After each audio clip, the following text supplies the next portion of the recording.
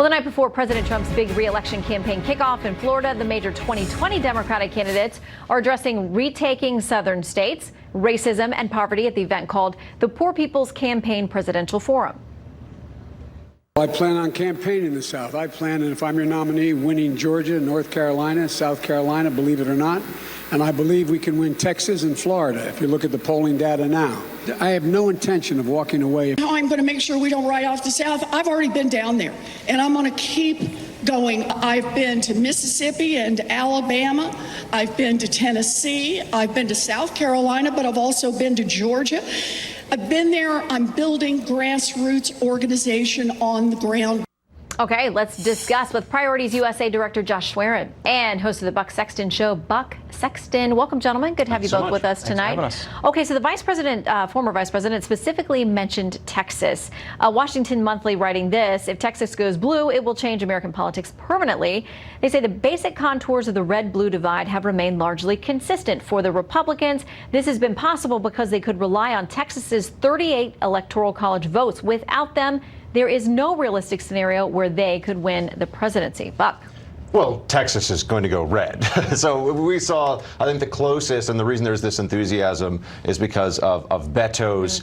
It was closer than it really should have been, but you also had millions and millions of dollars of outside money pouring in, a lot of celebrity endorsements, and people focused on trying to win a race that was certainly a long shot, but this is going to be an even longer shot. And when you're talking about states like Georgia, that's also unrealistic, I think, for the Democrats, especially at this stage of the game when they're not even really sure what the overall message of any Democrat running would be, other than Trump is an evil man who is so bad. They're going to have to do more than that. It's going to have to be a more compelling pitch to independents and people that are actually open-minded about who they would vote for going forward. I would think, though, that is very persuasive to a lot of folks out there who are so furious. We see them. I mean, they had impeached Trump rallies all over the country this weekend. I mean, they're certainly motivated. We know turnout is a big thing, and a lot of times it's the anger and the angst that motivates people versus, oh, I'm content, my paycheck looks good, and whatever.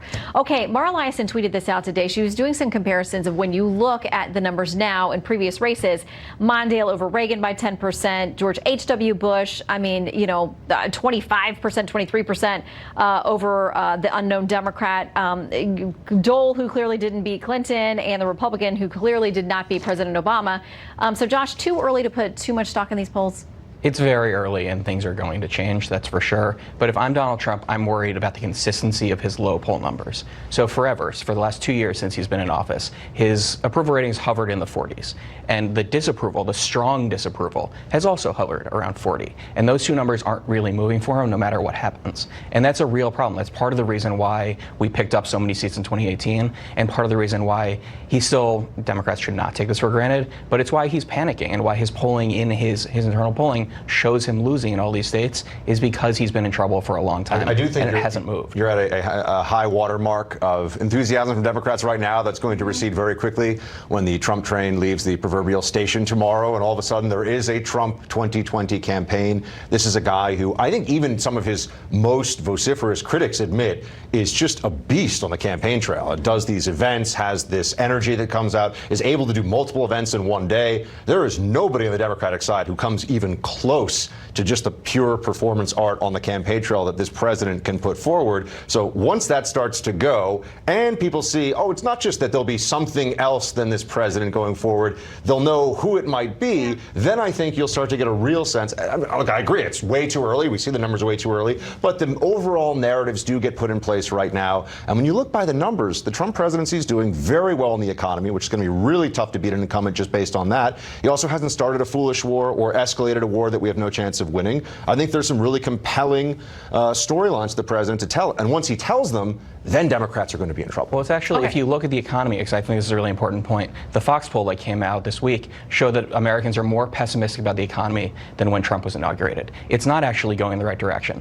The macro numbers have been relatively good and continuing Obama's, but people feel this personal pain. Their wages aren't keeping up with the cost of living. So the good parts, the unemployment, the stock, that's the Obama part. No, but Trump the part that is perception. Trump actually did a really good job when he ran in 2016 of saying stock market's great. great. That's great for rich people. But for you, you're getting left behind. The forgotten man and woman. He doesn't do that anymore. No, this is there important. hasn't been. No, this is important because what you're hearing is the steady drumbeat from the narrative of the left and of the Democrats and the media, which is that the economy's not good. Enough people hear that. Some of them start to soak it in. But when they have an opposing voice that's telling them, hold on a second, you have the lowest unemployment since I think 1969, historically low black unemployment, historically low Hispanic unemployment. You have the stock market. I think the Dow's up 40% since inauguration. Far more people pay for health care and education than have money in the stock market. And that's the problem. Those costs are rising faster than wages, dramatically so, and people know that. So if you believe in pension programs, if you believe in pension programs, the stock market actually matters. If you believe that people having more money,